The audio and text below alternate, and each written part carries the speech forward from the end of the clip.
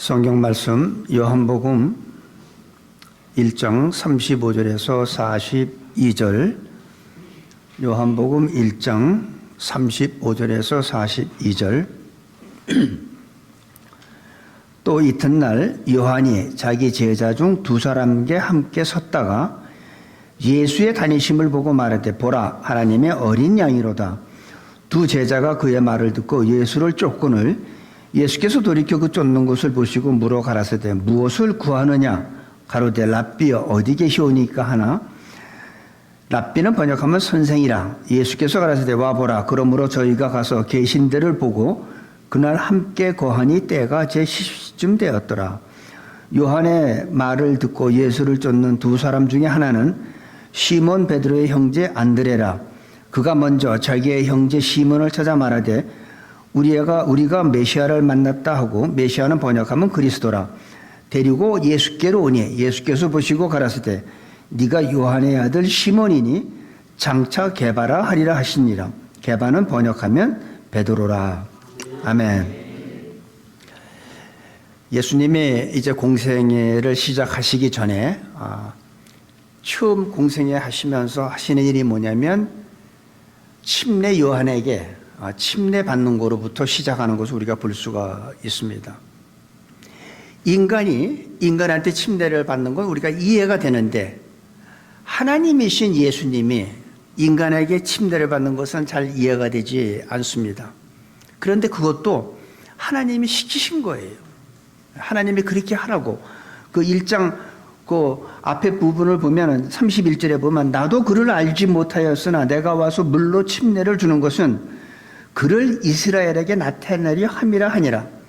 요한이 또 증거해 가로되, 내가 보매 성령이 비둘기같이 하늘로서 내려와서 그의 위에 머물렀더라. 나도 그를 알지 못하였으나 나를 보내어 물로 침례를 주라 하신 그이가 나에게 말씀하시되, 성령이 내려서 누구 위에든지 머무는 것을 보거든 그가 곧 성령으로 침례를 주는 이인 줄 알라 하셨기에. 하나님께서 침례 요한한테 예수님의 또 그 침례 주라고 하셨어요. 근데 마태복음 3장 16절에 보면, 예수님이 침례를 받고 물에서 올라올 때 하늘문이 열리면서 성령이 비둘기같이 예수님 머리 위에 임합니다. 뿐만 아니라 하늘에서 음성이 들립니다. 내 기뻐하는 자요, 내 사랑하는 아들이라고.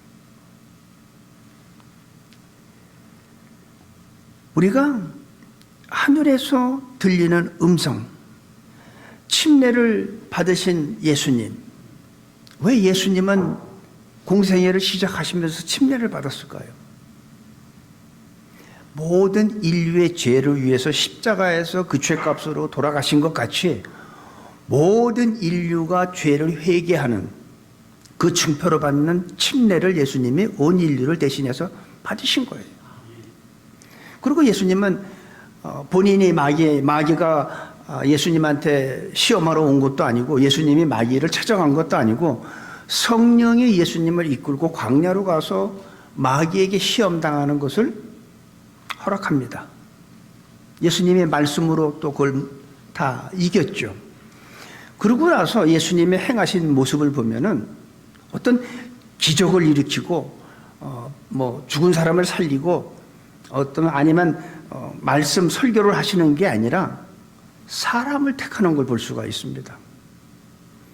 그래서 오늘 제목이 사람보다, 사역보다 중요한 게 사람이라는 거죠. 예수님은 첫 번째 한 것이 구름대 같은 사람들을 모아놓고 기사와 이적을 행하고 어떤 능력을 행하고 하는 것이 아니라 제자를 택하는 것을 볼 수가 있습니다. 그래서 사역보다 더 중요한 게 사람이에요. 많은 사람들은 막 계획이 너무나 많습니다. 저도 처음에 우리 새누리교회를 개척을 하면서 굉장히 계획이 많았어요. 그래서 저는 선교센터까지 생각을 해서 우리 교회 정관을 한 3개월 동안 만들었는데, 우리 교회 헌장을 보면 아주 대단합니다. 왜? 그런 큰 꿈을 꾸고 만들었기 때문에. 근데 그런 것보다 더 중요한 게, 많은 사람들이 일을 중요시해요. 어떤 사역을 중요해요. 뭐 한글 학기를 하고 뭐를 하고. 그런데 그것보다 더 중요한 게 예수님을 보니까 그런 걸 하시기 전에 먼저 제자를 택하는 걸 볼 수가 있습니다. 많은 사람들이 열심히 일을 하죠. 그래서 자기가 원하는 그것을 원하고 성공을 하고 모든 것을 자기가 하고 싶은 대로 하는데 오래 가지 못해서 좌절하게 됩니다. 왜냐하면 나는 열심히 했는데 이 모든 것을 물려줄 후계자가 없는 거예요. 교회 사역도 마찬가지라고 생각합니다. 내가 많은 계획을 세워도 그 많은 일들을 감당할 수 있는 후임자가 없으면 안 된다는 거죠. 저는 예수님을 영접하고 지금까지 살아오면서 결론적으로 느끼는 게 하나가 뭐냐면 내가 아무리 열심히 해도 하나님이 문을 열어주시지 않으면 안 되더라는 거예요. 내가 아무리 열심히, 어떤 사람들이 비즈니스를 하면서 나는 이 비즈니스 하면서 나 망했으면 좋겠다는 사람 없어요. 다 돈 잘 벌고 싶고, 목사님들이 교회를 개척하면서 우리 교회는 10명이면 돼 이러는 사람 없어요. 다들 크게 목회하기를 원하죠. 근데 중요한 것은 사역보다 일보다 사람이 더 중요합니다. 많은 사람들이 아픔을 당하는 것을 보면은 자기가 많은 엄청난 돈을 들여서 연구해가지고 뭐를 하나 발명을 했습니다. 근데 그 회사 기밀을 빼가지고 다른 경쟁업체한테 가서 팔든지 아니면 중국 같은 나라에 가서 팔아먹든지 그런 아픔을 겪어요. 그런 아픔을 겪으면서 아니면 어떤 사람은 자기가 또 회사를 또 만들어.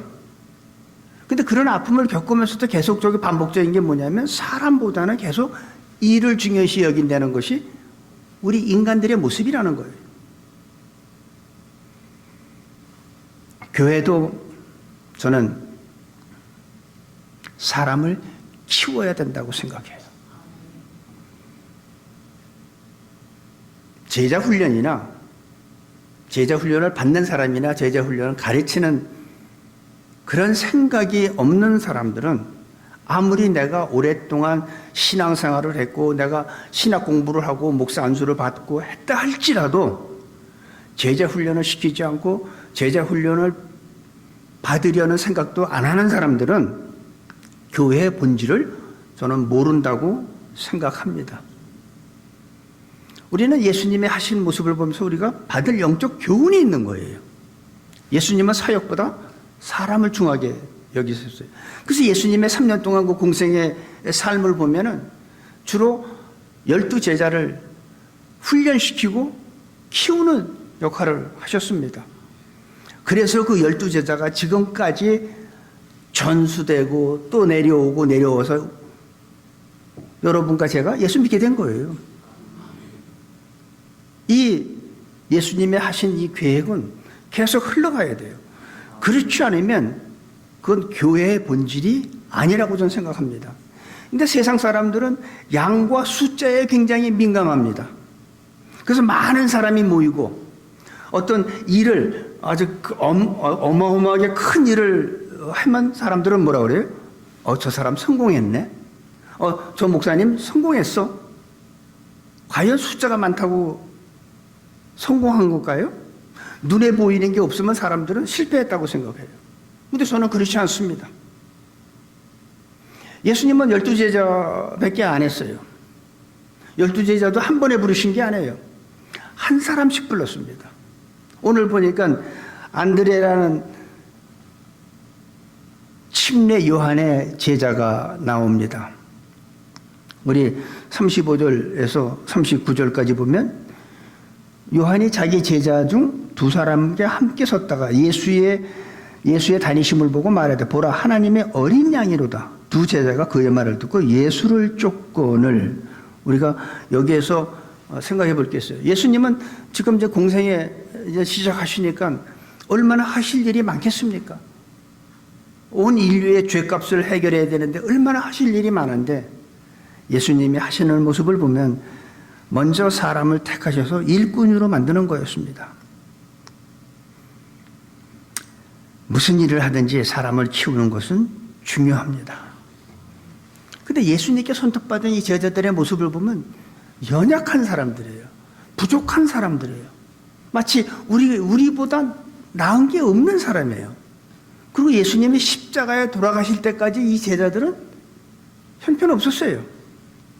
두려워하고 예수님하고 같이 예수님한테 직접 말씀을 듣고 예수님과 같이 식사를 하고 같이 잠을 자면서도 그들은 어떤 위협이 오면 다 들어와서 다 도망갔어요. 심지어 베드로는 큰 소리 땅땅 쳤지만 뭐라고 했습니까? 다구기 전에 예수님이 얘기했죠. 네가 나를 3번 부인하리라. 그런 존재들이었어요. 그래도 예수님은 멈추지 않고 계속 그들을 훈련을 시켰습니다. 교회의 부흥과 성장도 마찬가지입니다. 교회도 한 사람씩 그리스도의 제자로 부르심을 받고 훈련을 받아야 하나님께서 주신 교회의 사명을 감당할 수 있다고 판단합니다.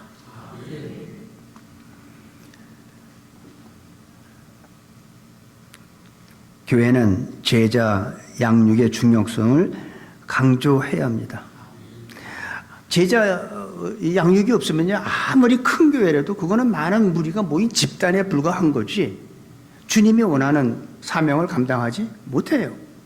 제가 참 안타까운 일을 겪은 적이 아주 오래전에 있었습니다.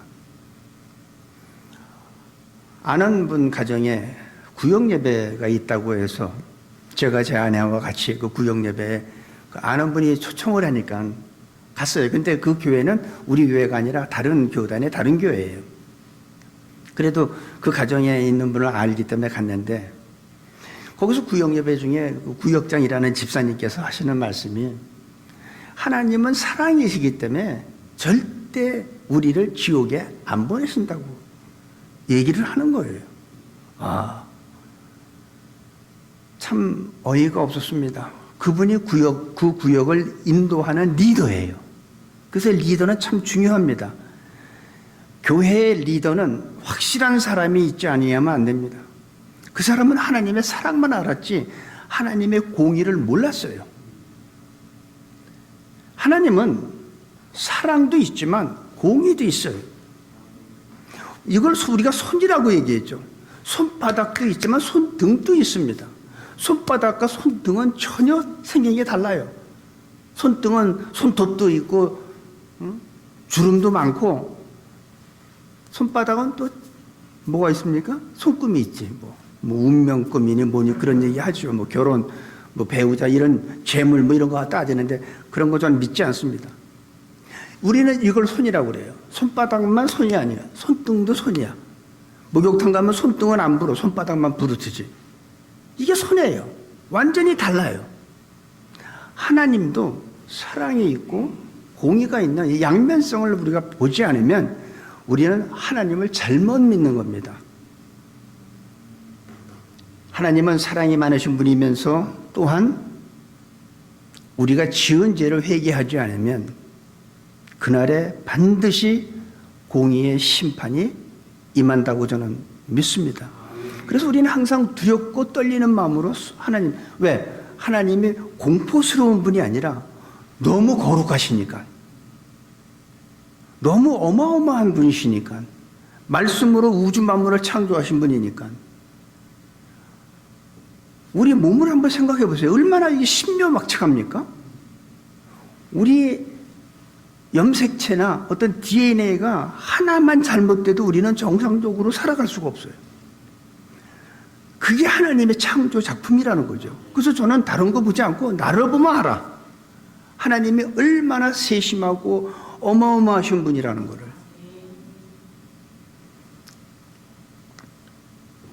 예수님의 제자들은 대단한 존재는 아니었지만 예수님은 끊임없이 한 사람씩 한꺼번에 부르시질 않았어요.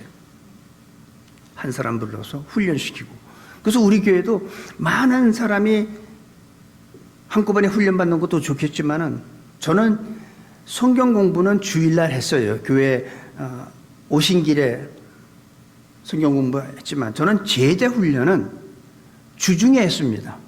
왜? 예수님의 제자가 되기 위해서는 내가 교회 온 길에 하는 거는 저는 그만큼 예수님에 대해서 예수님의 제자가 되겠다는 갈급한 마음이 있다고 생각하지 않습니다. 그래서 저는 주중에 시간을 내라고 그래요. 내가 예수님의 제자가 되기 위해서 주중에 시간을 내라는 거예요. 그런 헌신 없이는 어떻게 예수님의 제자가 되겠습니까? 교회 온 길에 하는 거? 그건 누구나 할 수 있어요. 하지만 내가 주중에 하는 건 내가 시간을 내야 돼. 왜? 예수님의 제자가 되기 위해서. 그래서 좀 다르게 저는 생각을 합니다. 여러분, 숫자 중요하지 않습니다. 그분이 어떻게 보고 계시느냐가 중요하죠. 서문학교회나 빌라델피아 교회 큰 교회 아니었습니다. 하지만 예수님한테 칭찬받은 교회였어요.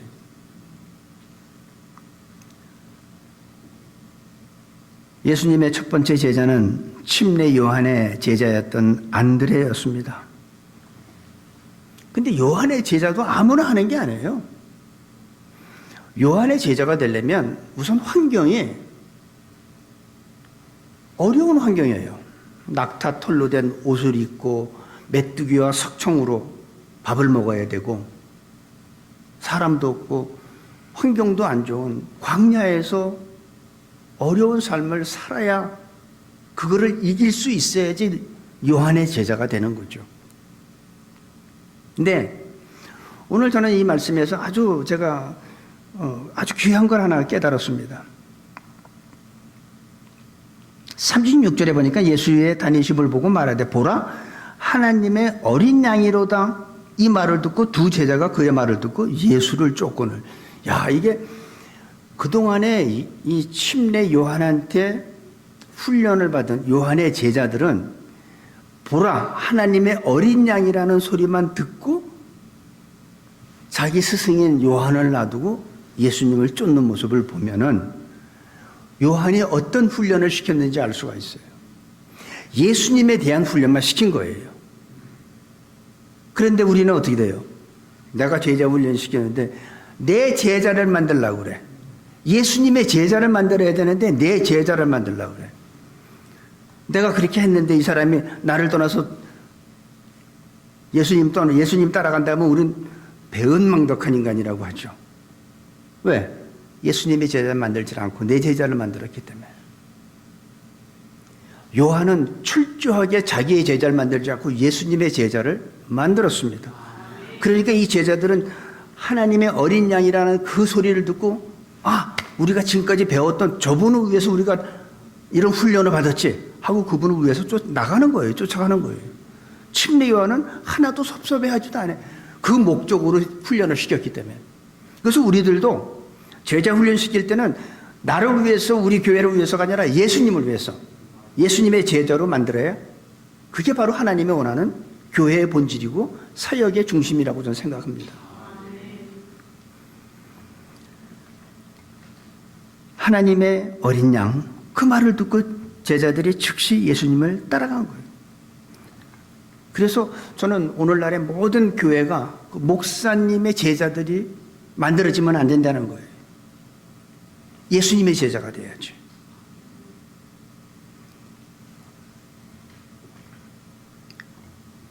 예수님의 제자가 되어야 합니다.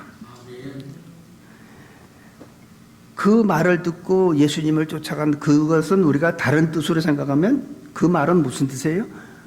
요한이 그 제자들을 훈련을 잘 시켰다는 거예요. 너희는 나를 위해서 훈련받는 게 아니라 바로 예수님, 그분을 위해서 너희들이 훈련받았다. 그러니까 그분이 오시면 너희들은 그분을 위해서 따라가라는 거예요. 그분을. 나를 쫓지 말고. 이게 훈련 잘 받은 거예요. 그래서 저는 어느 교회든지 담임 목사가 있다가 담임 목사가 사임을 하면 그 교회가 어려워지고 힘들면 저는 목회 잘못했다고 생각해요. 근데 그 목사가 떠나도 교회가 너무 좋아. 그건 뭐예요? 목회 잘한 거지. 자기 중심 목회가 아니라 예수님 중심 목회를 했기 때문에. 나는 있으나 마나야. 왜? 예수님은 계속 계시니까. 그런 목회를 하면 담임 목사가 떠나도 예수님 보고 성도들은 흔들림이 없어요. 저는 그런 사역하게 되기를 바랍니다. 요한의 제자들은 예수님의 사시는 곳을 보고 그날 함께 머물면서 예수님의 제자가 되기로 결심을 합니다. 예수님이 사시는 곳이 어땠을까요? 화려했을까요? 그렇지 않았을 거예요. 예수님이 나는 머리 둘 곳이 없다고 그랬어요. 집도 절도 없다고 그랬어요. 그러니 얼마나 어려운 모습입니까?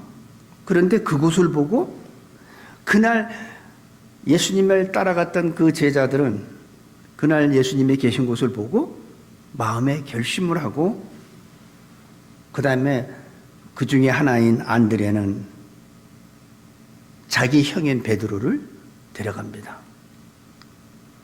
우리 교회가 그런 교회가 됐으면 좋겠어. 우리 교회 누가 방문해보고 예수님의 제자가 되겠다고 결심하는 그런 교회. 얼마나 저는 그런 교회가 되기를 참 사모합니다. 교회라는 곳은 오면 서로 격려하고 양보하고 축복하고 하나가 되는 아름다운 모습을 보이지 않으면 세상 사람들은 우리 교회에 와서 보고 아 살벌하네, 칼만 안 들었지 살벌해, 이런 소리 들으면 여기서 아무도 올 사람 없죠. 세상 사람들이 예수님을 모르는 사람들 우리 교회에 와서 야 어찌 이 교회는 뭔가 달라, 문 열고 들어오는데 느낌이 달라, 뭐가 달라, 성도들의 모습 속에서 난 하나님을 본 적은 없지만 하나님의 사랑을 느꼈어. 오늘 목사님의 설교를 통해서 난 그 말씀 가운데서 예수님을 만났어. 이런 것들이 저는 교회의 모습이 돼야지 세상 사람들이 우리 교회에 왔다가 예수님의 제자가 되겠다고 저는 앉아 있을 것으로 믿습니다. 이 제자들은 그랬어요. 38절 예수님께서 그 쫓는 곳을 보시고 물어 가라사대 무엇을 구하느냐 가로되 랍비여 어디 계시오니까 예수께서 가라사대 와 보라. 그러므로 저희가 가서 계신 데를 보고 그날 함께 거하니 때가 제 10시쯤 되었더라. 이게 예수님이 거하는 곳에 가서 무엇을 느꼈을까요? 예수님과 대화하고 예수님과 함께 시간을 보내면서 이분이 메시아구나, 이분이 구원자구나 하는 걸 느꼈겠죠. 저는 세상 사람들이 우리 교회에 와서 그런 걸 느끼게 됐으면 좋겠습니다.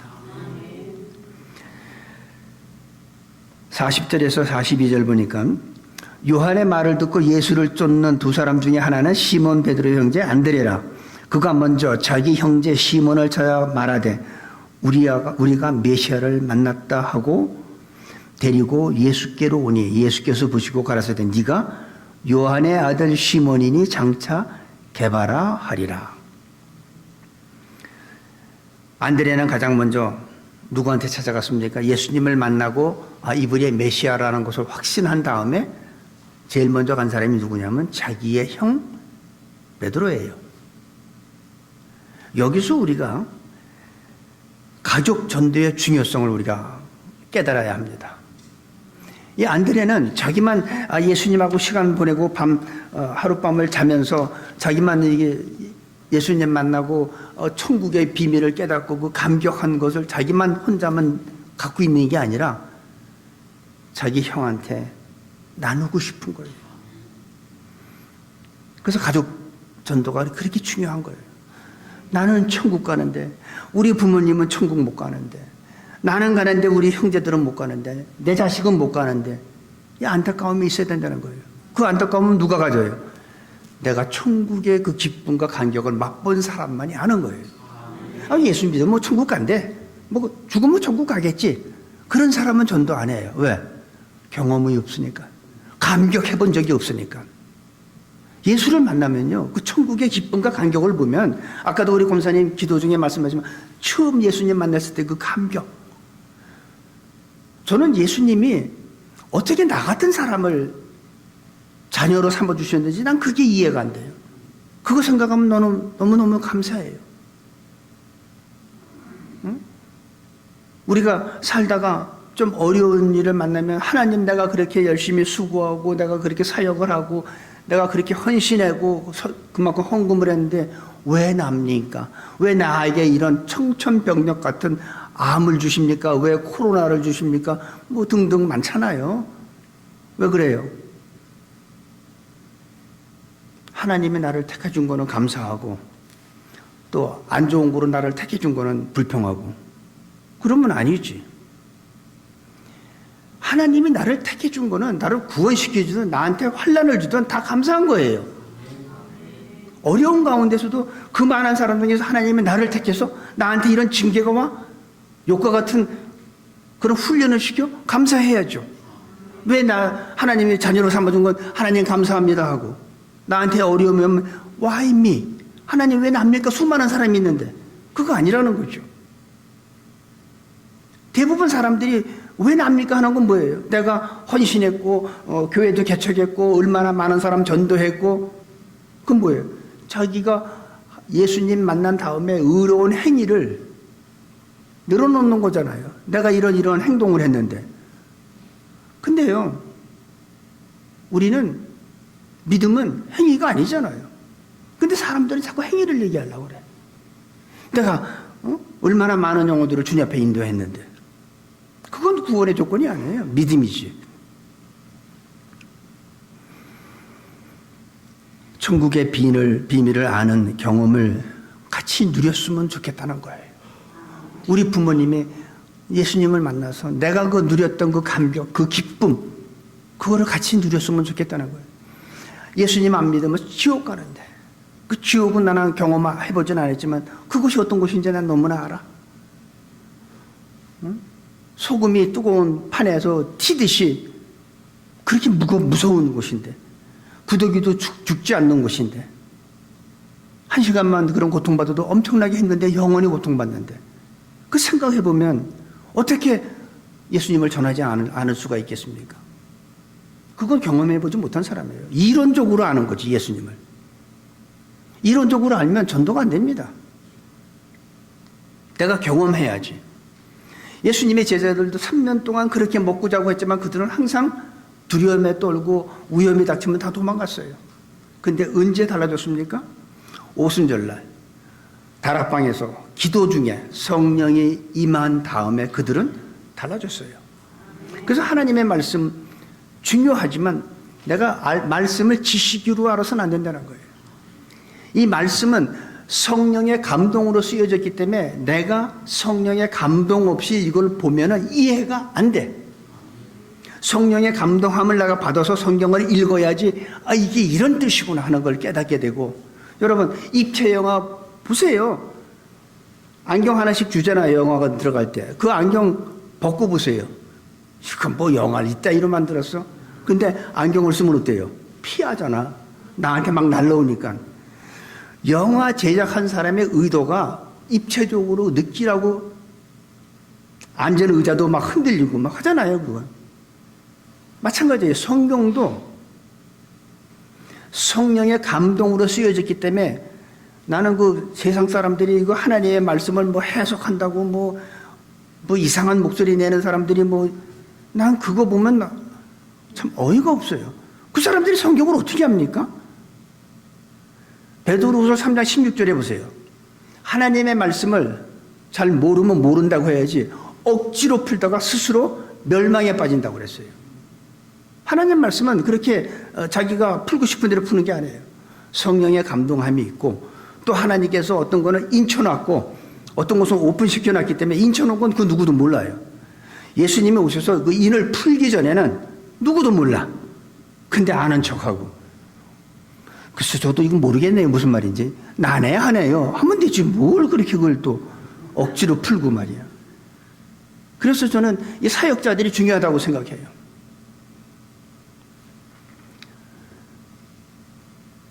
대부분 우리가 이 세상에서의 피를 나눈 이 가족을 한번 좀 생각을 해보겠습니다.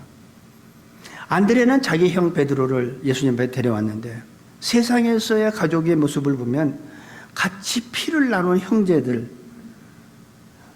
형은 동생을 좀 위해주고 밀어주고 동생을, 형을 존경하고, 이게 얼마나 아름다운 모습입니까? 근데 실질적으로 어떻게 합니까? 부모가 잘못이야. 부모가. 교회가 잘못되면 목사가 잘못이고, 가정에서 자녀들이 잘못되면 부모가 잘못인 거예요.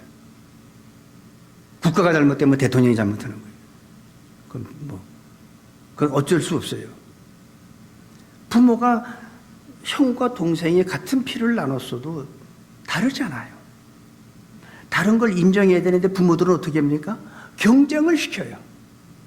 야, 네 형은 이랬는데 너는 어떻게 형의 반도 못 쫓아가니?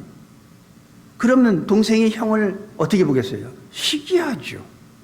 질투하죠. 내 형 때문에 내가 부모한테 대접을 못 받아.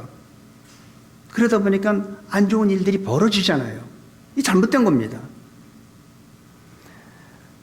하나님의 피로 나눈, 예수님의 피로 나눈 가족은 그래서는 안 된다는 거죠.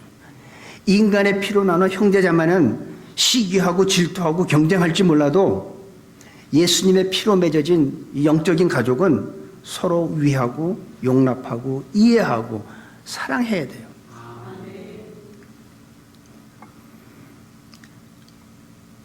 안드레가 베드로를 전도했는데 동생보다 형이 큰 인물이 된 것을 우리는 성경을 통해서 볼 수가 있어요. 안드레는 침례 요한한테 많은 훈련을 받았어. 근데 베드로는 안드레한테 끌려서 예수님한테 와서 기도할 줄도 몰라.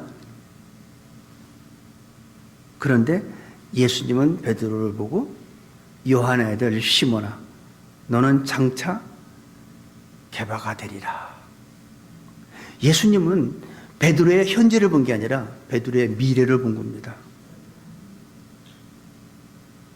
베드로의 미래를 본 거예요. 지금 여러분들, 하나님이 여러분들과 저를 왜 사용하고 여기에 있게 합니까? 우리의 현재를 볼까요? 아니요. 우리 현재는 형편없어. 근데 우리의 미래를 보시는 거예요, 하나님은. 그래서 누구든지 예수님이 제자가 될 수 있다는 거예요.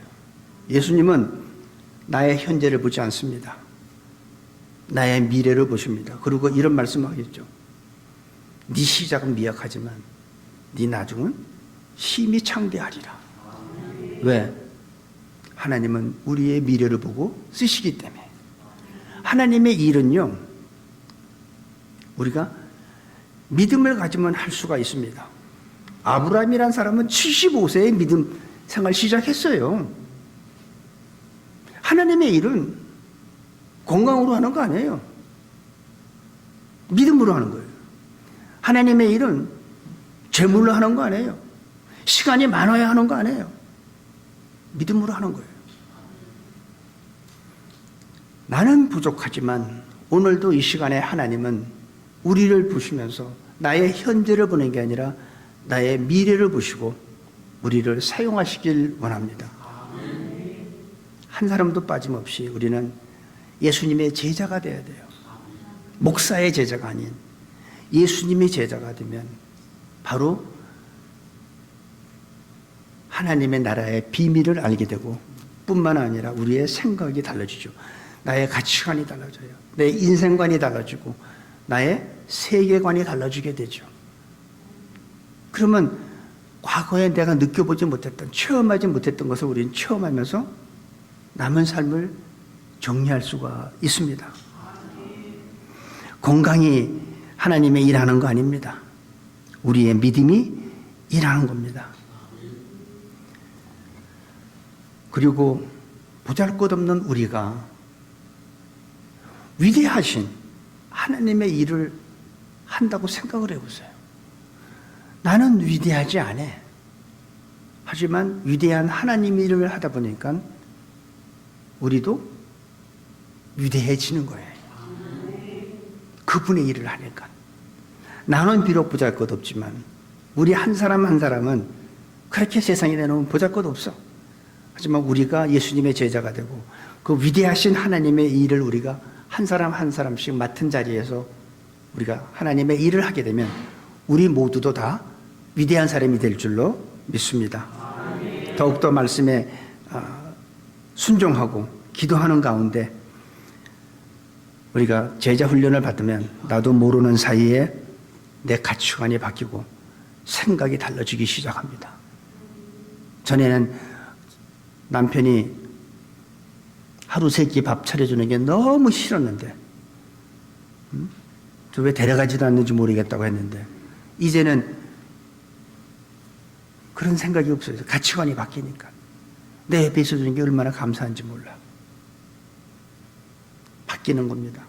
내 삶이 바뀌게 되고 내 생각이 바뀌게 되고 주님이 기뻐하시는 우리의 삶으로 바꿔질 때 하나님께서 항상 우리 새누리교회를 기뻐하고 칭찬하는 교회가 되기를 바랍니다. 저는 이렇게 예배를 드릴 때마다 느낌이 뭐냐면 뒤에서 뭔가 거룩하신 그 주님께서 우리 예배를 이렇게 내려다보고 계시는 것 같은 느낌을 저는 항상 받아요. 여러분들이 느끼든 안 느끼든 모르지만 저는 항상 느껴요. 그래서 그럴수록 우리는 어떻게 돼요? 겸손하지. 겸손해야지. 그분이 보고 계시는데 혹시 행여나 내가 단어라도 선택 잘못해가지고 내 설교를 두고 혹시 마음에 상처받는 사람은 없을까? 한 번 더 생각하게 되고, 그래서 여러 번 설교를 갖다가 하고 하면서 자꾸 또 고치고 단어도 또 바꾸고, 혹시 이거로 했다가 나도 모르는 사이에 어떤 사람한테 상처를 주진 않을까? 왜냐하면 저는 성도들이 와가지고 다 은혜 받고, 은혜 못 받더라도 상처는 받지 말아야지. 오늘 목사님이 날 두고 한 것 같은데 하면서 이를 갈고 나가면 어떻게 되겠어? 안 되지. 좋았다. 참 하나님의 말씀 너무나 감사했다. 이렇게 느끼면서 살아갈 때 하나님은 우리 새누리교회를 더 축복하시고 복음의 문을 열어주실 줄로 믿습니다. 아버지 하나님, 감사와 찬양을 드립니다. 침례 요한은 자기가 제자들을 훈련시켜서 예수님에게 보내는 모습을 보았습니다. 저희들도 더욱더 예수님의 제자를 만들어 하나님의 나라를 확장할 수 있는 귀한 새누리교회로 축복하여 주옵소서. 많은 사람들은 자기를 자존감이 떨어지고 또 많은 사람들은 자기 자신을 학대하며 사는 사람도 있습니다. 스스로 포기하고 좌절하는 사람도 있습니다. 이 시간 하나님께서, 성령께서 너희 한 사람 한 사람은 가치 있는 사람이라고 생각을 들 수 있도록 축복하시고 자기 자신을 사랑할 수 있는 사람들로 축복하여 주옵소서. 내가 나를 사랑하지 못하면서 다른 사람을 사랑한다는 건 있을 수 없습니다. 먼저 내 자신을 사랑하고 내 가족을 사랑할 때 다른 영혼들도 사랑하는 그런 순서가 되기를 원하오니 성령께서 저희들에게 깨달음 주시고 우리의 생각과 가치관을 변화시켜 주옵소서. 예수님의 이름으로 기도합니다. 아멘.